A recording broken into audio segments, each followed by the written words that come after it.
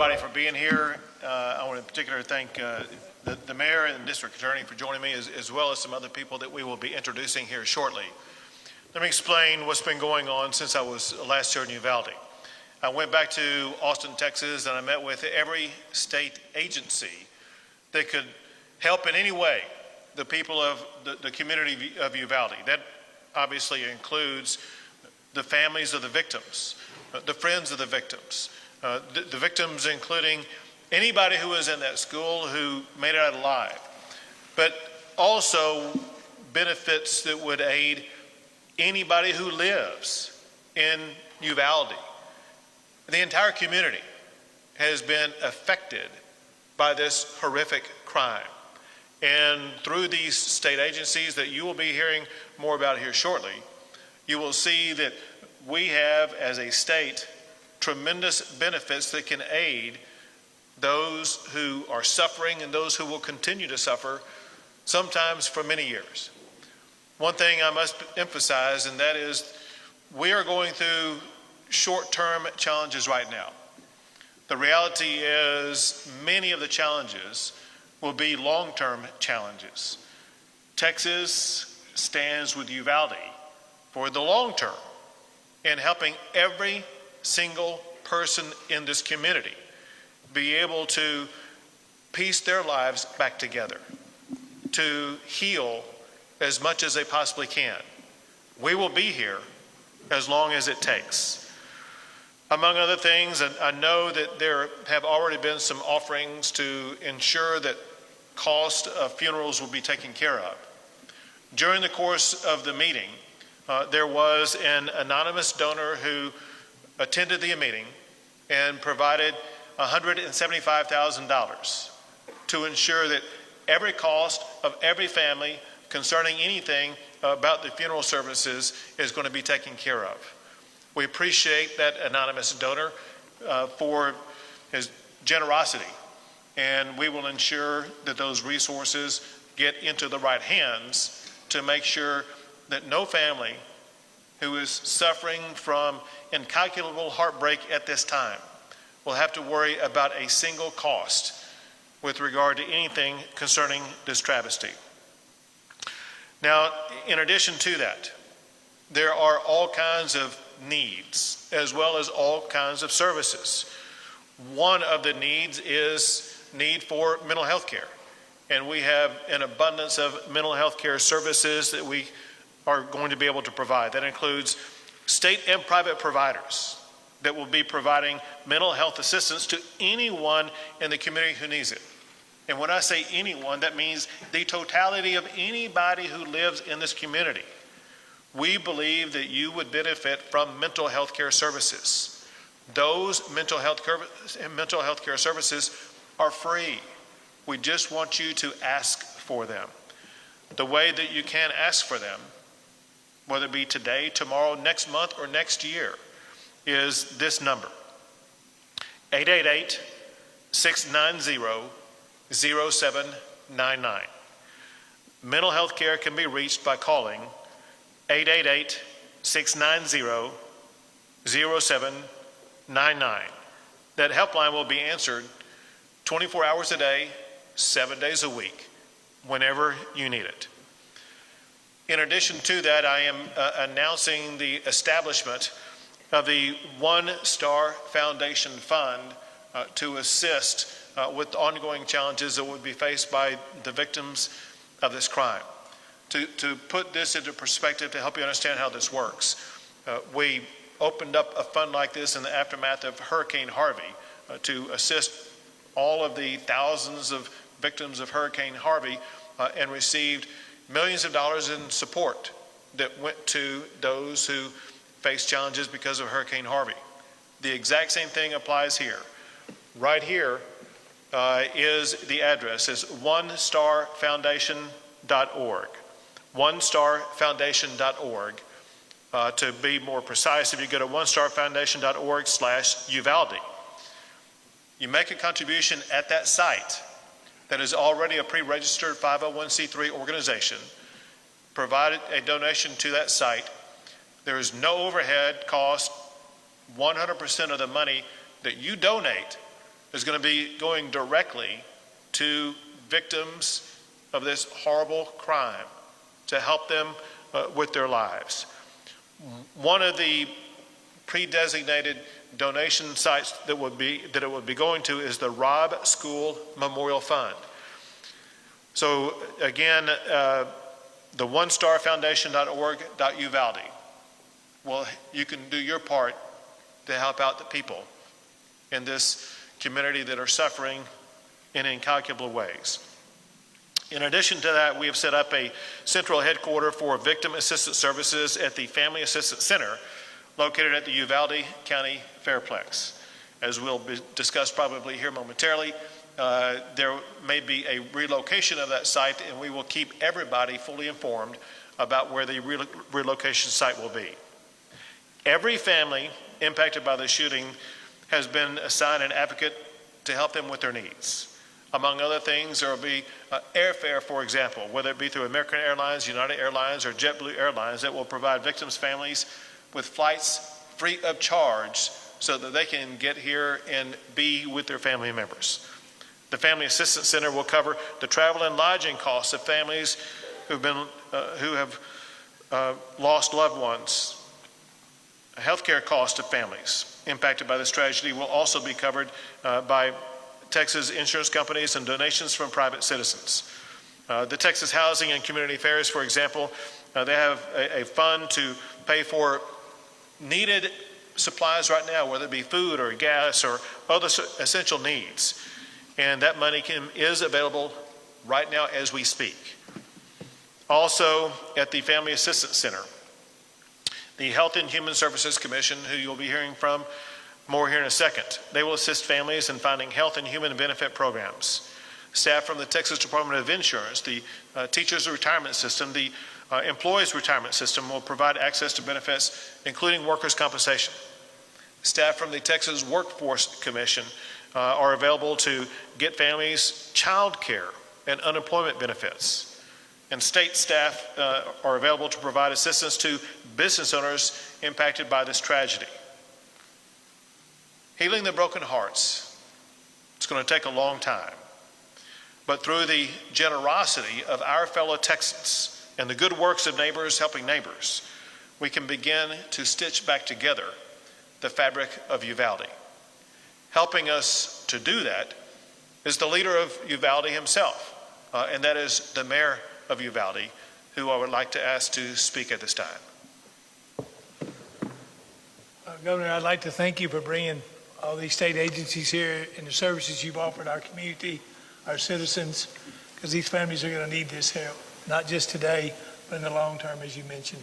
So for that, Governor, I appreciate it. And all I can say is I've seen you these last 2 days and the compassion and that you felt along with these families, and that I really admire it. I thank you. And like I said, and we appreciate everybody from all over the world and the country that has sent messages of encouragement and so forth. I mean, our hearts are broken here in Uvalde. It's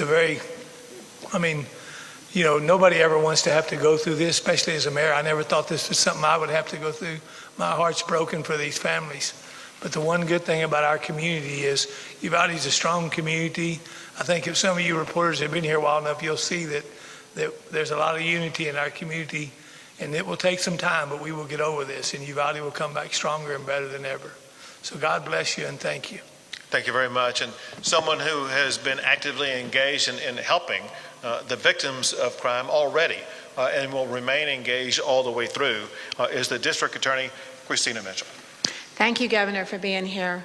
And we want to thank everybody that's reached out to us in Uvalde from across the state, from across the country, and across the world. We greatly appreciate all the support and kind words and prayers and assistance that has been sent to us. And like the mayor said, here in Uvalde County, we are down-to-earth people, we are salt of the earth people, and we are a family. And like a family, we're going to get through this together with each other and for each other, and we're asking everybody across the world to continue to support us. So I, the district attorney, along with the FBI victims assistance people, the DPS victim assistance people, the Attorney General's office, we have set up a family assistance center at the Uvalde County Fairplex here in Uvalde. And at that center, it's a one-stop shop for all the victims. And we say victims, we mean everybody that was associated with Robb Elementary School.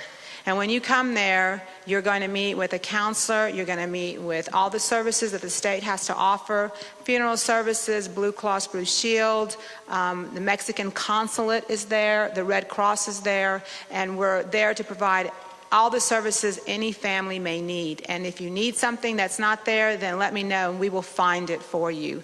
And that's going to be open and continue until June the 1st. We are open from 9 a.m. until 5 p.m. There's also food there and a play center for children. And please come and see us. Any victims, anybody that needs help, please come there. It's a resource for everybody. There's also a victim services center at the Civic Center that's run by the school district, and that's for anybody affected in the school district, and they have that services there. So we thank everybody. We appreciate your support, and please keep our victims in your prayers, these families of the deceased children and school teachers, and keep us strong. Thank you. Thank you. And now I'm going to call up 7 leaders of seven different state agencies to give you a very brief explanation of what their particular agency does. There are more than 7 that are involved in this process, but we're calling up these 7. First is the Health and Human Services Commissioner, Cecily Young. Good afternoon. I'm Cecily Young, and I'm the Executive Commissioner at the Health and Human Services Commission. We do Medicaid, CHIP, and SNAP, and we have eligibility assistance available at the Family Assistance Center, and we'll continue to have eligibility assistance available on an ongoing basis once we move into the next phase of this. Additionally, as the governor mentioned, we have an 888 number. It's for mental health services. It's 888-690-0799. This is run by Hill Country Local Mental Health Authority. So it is local. It is a 24-hour, 7 days a week call center that is able to connect people with services, with counseling, medication, counseling services, and telepsychiatry services. And they will be able to ensure that anyone in the community that calls in will be connected to other available mental health services. So it is a way to triage, again, to try to make it as easy as possible for the members of the community. Thank you. Next is the Texas Department of Insurance Commissioner, Cassie Brown.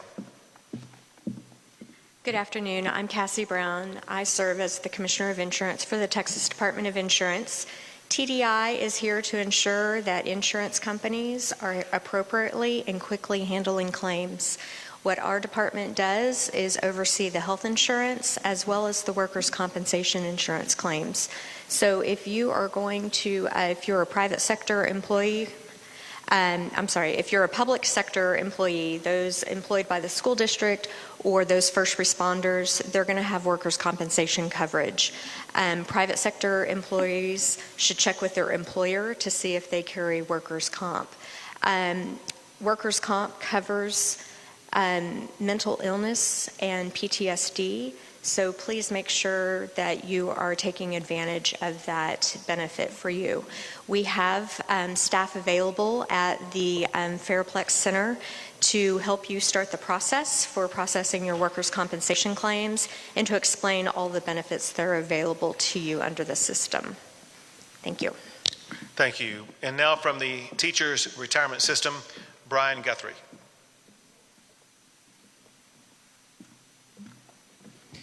Thank you. Good afternoon. My name is Brian Guthrie. I'm the Executive Director of the Teacher Retirement System of Texas. We are here today to not only help the families of the 2 teachers who tragically lost their lives and provide them the benefits that they are due, but also to help all the employees of not only this school district, but all the surrounding school districts to make sure that they have access to mental health and behavioral health services.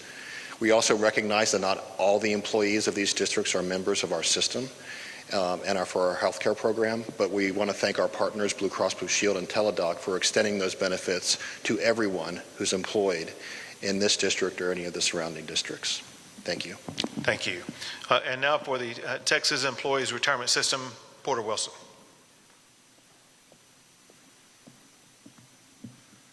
I'm Porter Wilson, the Executive Director of the Employees Retirement System of Texas. We provide retirement benefits, but more importantly here, health insurance benefits to state employees, but also to employees of higher education in the community. So the local community college employees will get health insurance from Health Select of Texas, which is provided by Blue Cross Blue Shield of Texas. And we've activated a 24-hour crisis hotline to help connect medical and mental health services, and we have that information available on the flyer. Thank you. And now from the Texas Workforce Commission, Ed Cerna.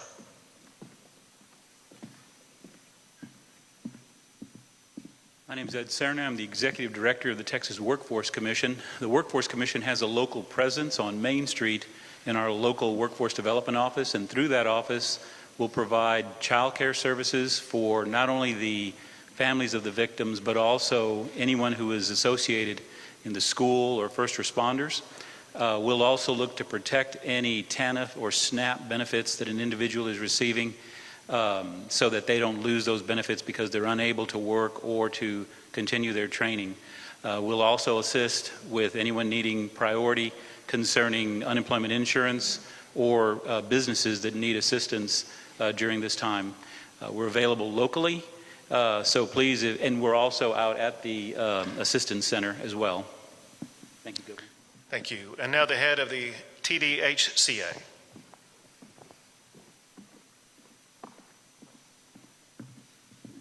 Good afternoon. I'm Bobby Wilkinson. I'm the Executive Director of the Texas Department of Housing and Community Affairs. We have a very flexible pot of grant funding that we're funding our local partner, the Community Council of South Central Texas. They have a field office here. They're at the Family Assistance Center. They're already passing out grocery and gas cards. They can help with lodging expenses, even some extended family. Maybe your grandma or someone's here and she needs help with gas, with lodging, etc. It's very flexible, and we're looking forward to helping as many people as we can. Thank you.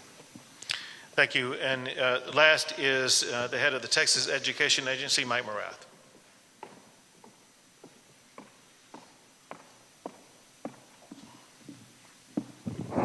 Thank you. TEA has been working in close coordination with the school system. I want to say thank you publicly to Hal Harrell for your leadership and for the work that all of our educators have done.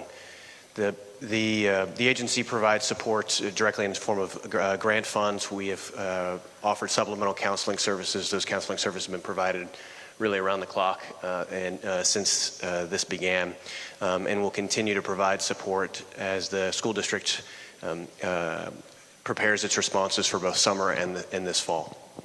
Thank you. So once again, whether it be the services you heard about, or there are many more that we talked about earlier, providing briefing to local officials.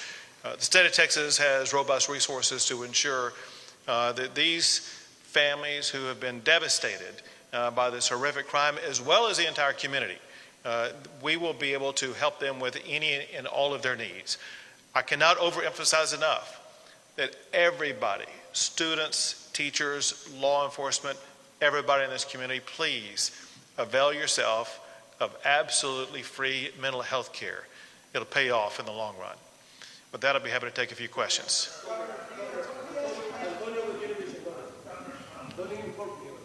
Go ahead.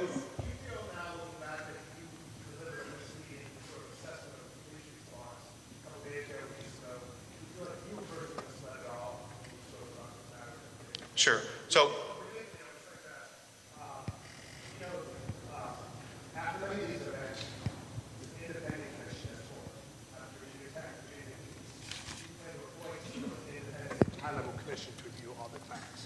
I'll directly answer your questions. Before I start answering questions unrelated to the discussion that we've had about the benefits that we're providing to the community, let's take those questions first. I'll come back to you first. Go ahead. Governor, do you plan to call a special session either this year or early next year. Next year you would be starting one anyway, but will you call a special session now or soon? I'll put you second in the queue. Let me make clear, maybe I wasn't clear. Before I start taking questions unrelated to the benefits that we're providing to the community, we have an obligation as a state to communicate to the people of this community the benefits that are available to them. Their lives are crushed. They have no idea what's going on. They may have no idea whatsoever how they're going to pay a bill. Let me give you an easy example of something explained to me. There was a parent who lost some glasses that were crushed in everything that happened. And he told someone he had no money to pay for it. We have money to pay for that stuff. There are people who have no idea about getting food. We have money that can buy them food. Let's discuss, if you have any questions about these benefits. If you don't have any questions, that's fine, but if there's anybody here. Governor, with all due respect, for 3 days this community has heard the version of the story based in large part on what you told them on Wednesday afternoon, that these officers had acted with amazing courage. Today we learned that 19 officers stood in the hallway of that school for nearly an hour while a gunman was inside with little children, which goes against the way they've been trained. Sure, and I'm going to be answering that, and that's his. No, I'm going to fully answer it, because that's what he asked, and I told him I'm going to answer his question first. Hold it. I understand. Is there anybody here who has any question about the benefits that are being provided to anybody here who's suffered because of this crime? There are no hands going up. All right. So let me answer your question. So your question. No, I remember it. Short answer, yes. I was misled. I am livid about what happened. I was on this very stage 2 days ago, and I was telling the public information that had been told to me in a room just a few yards behind where we're located right now. I wrote down hand notes in detail about what everybody in that room told me in sequential order about what happened. And when I came out here on this stage and told the public what happened, it was a recitation of what people in that room told me, whether it be law enforcement officials or non-law enforcement officials, whatever the case may be. And as everybody has learned, the information that I was given turned out in part to be inaccurate. And I'm absolutely livid about that. And here's my expectation. My expectation is that the law enforcement leaders that are leading the investigations, which includes the Texas Rangers and the FBI, they get to the bottom of every fact with absolute certainty. There are people who deserve answers the most, and those are the families whose lives have been destroyed. They need answers that are accurate, and it is inexcusable that they may have suffered from any inaccurate information whatsoever. And it is imperative that the leaders of the investigations about exactly what happened get down to the very second of exactly what happened with 100% accuracy and explain it to the public, but most importantly, to the victims who've been devastated. Governor, if I could just quickly follow up. You know, law enforcement has... Sir. He had a backup question, and I'm coming to you next. Law enforcement has traditionally been the pride of the state in many ways. Are you worried that that bond of trust has been ruptured, and it's going to be a long time before there is sort of that bond of trust? My expectation is that as we speak and every minute going forward, law enforcement is going to earn the trust of the public by doing exactly what they're supposed to do from this point on, and that is making sure that they thoroughly, exhaustively investigate exactly what happened and explain to you and the public and the victims of the crime exactly what happened. I told this guy I was coming to him next. Yes, sir. I'm Sig Christensen with the San Antonio Express News and Hearst newspapers. We're all wondering whether you're going to call a special session to deal with this, specifically the issue of gun violence. I'm told Republicans are joining Democrats and asking for one. And is there going to be any specific legislation to come out of that? For example, will you roll back some of the liberalizations that you made in gun ownership and gun usage, such as the so-called constitutional carry? That's a big issue for a lot of people. Sure. We feel like that man should never have had a gun to start with. Well, let me answer your second question first, and then I'll answer your first question. So in your second question, you talked about the rollback of any of the legislation that I signed this past session. Let's be clear about one thing. None of the laws that I signed this past session had any intersection with this crime at all. No law that I signed allowed him to get a gun, the gun that he did get. And so, again, there was nothing about the laws from this past session that has any relevancy to the crime that occurred here. With regard to special session, let me just say this, and that is, first of all options are on the table. Second, most importantly, to your point, do we expect laws to come out of this devastating crime? The answer is absolutely yes. And there will be laws in multiple different subject areas. For example, I do fully expect to have every law that we pass in the aftermath of the Santa Fe shooting to be completely revisited. And first, we need to gain the information about exactly what happened at the school to find out the extent to which those laws were complied with, to the extent that they were not complied with, to find out what shortcomings allowed this travesty to occur.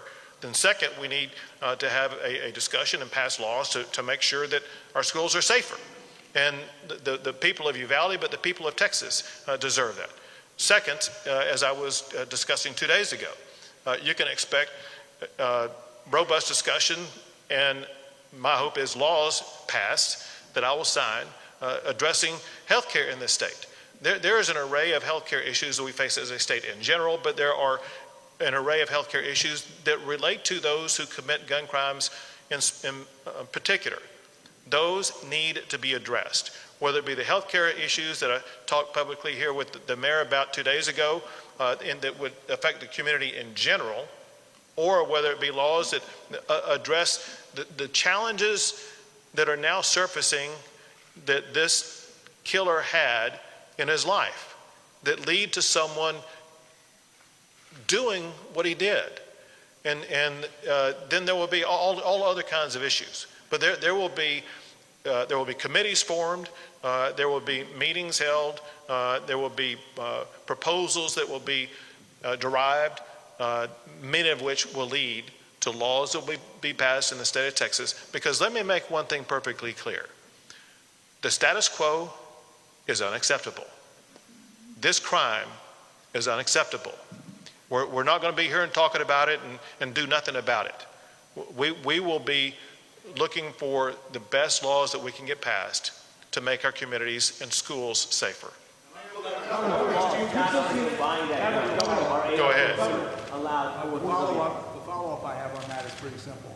Will universal background checks be one of the laws that ends up being proposed or passed? We had an ATF source tell us today that you could spend $100 billion on mental health care, but without universal background checks, it's worthless. Somebody gets through, somebody will kill again. And really, how do you plan to stop a thing like this from happening again? Can you?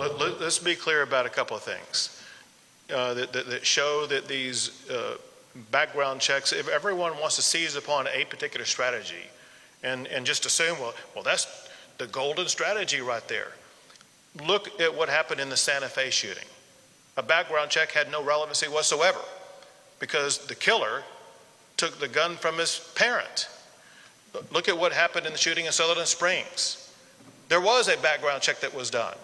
It was done in a flawed way that allowed the killer to get a gun. And so anyone who suggests, well, maybe we should focus on background checks as opposed to mental health, I suggest to you is mistaken. If there's anybody here who thinks we have perfect health care in this country, in this world, they're wrong. If there's anybody who thinks that we can't do more to address mental health care, they're wrong. They can. We can. And we're going to. Go ahead. Go ahead. I think it's my turn. Yes. I'd like to know what you've been told by investigators now about what DPS Director Stephen Cross said was a huge mistake by the commander at the school. Why did you make the decision to not go in? What have you been told? Why did you decide it wasn't an active shooter situation anymore?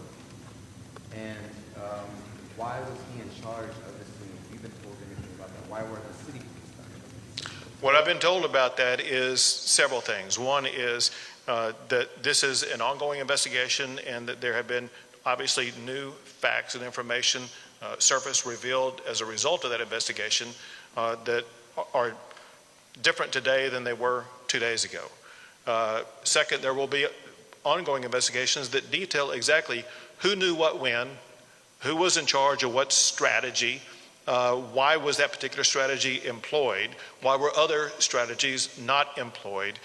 Bottom line would be, why did they not choose the strategy that would have been best to get in there and to eliminate the killer and to rescue the children? Governor, over here. I can't hear you. Governor, I can't hear you. would you consider a banning of 18 years old buying AR-15? Governor, please. Would you consider? Yes, this is me, Antonio, Univision. Thank you. Antonio, how you doing, man? I'm doing great. Good. Just listen, in a very respectful way, Governor. Would you consider, this is a kid, 18 years old. Would you consider at least a ban on 18 years old being able to buy a AR-15? That's what I'm asking. So, it's my understanding that ever since Texas has been a state, an 18-year-old has had the ability to buy a long gun, a rifle. Right. And since that time, it seems like it's only been in the past decade or two that we've had school shootings. So for a century and a half, 18-year-olds could buy rifles, and we didn't have school shootings, but we do now.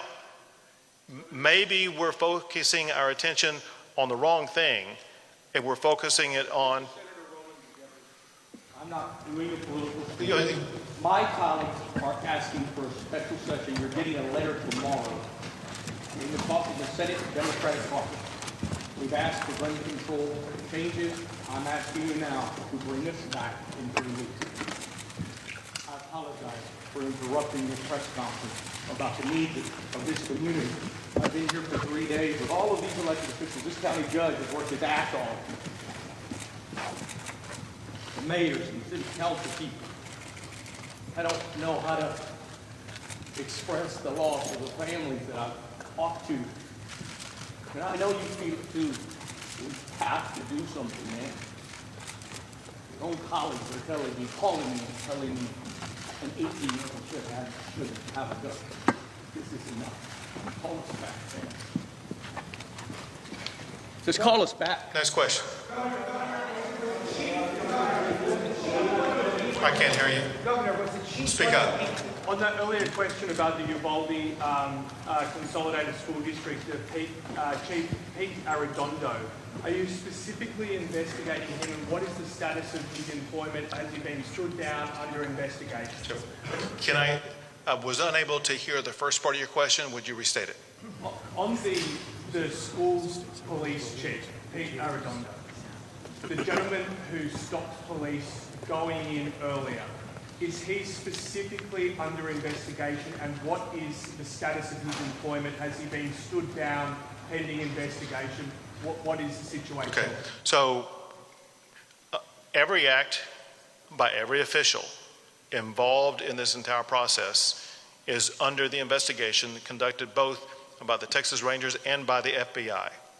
Every act of all of those officials will be known and identified and explained to the public. But I cannot overemphasize enough, we need to get that information to the families of all these victims who deserve to know the most. As far as his employment status is concerned, that's something that is beyond my control and I have no knowledge about.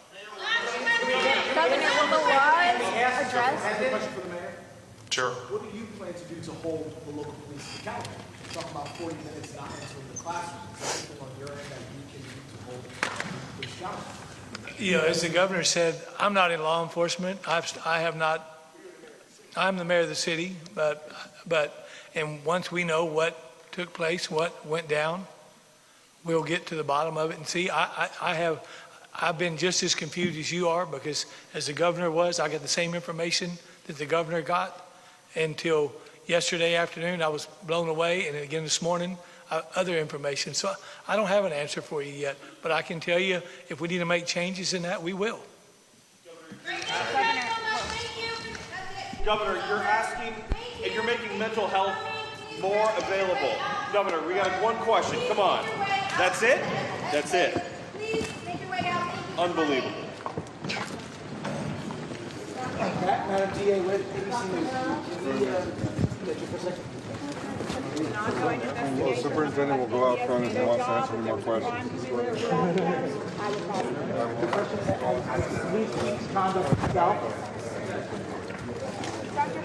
Okay, this is not a public place. Let's close the on-air. Press conference is over. why won't you answer any questions, Dr. Harrell? Dr. Harrell?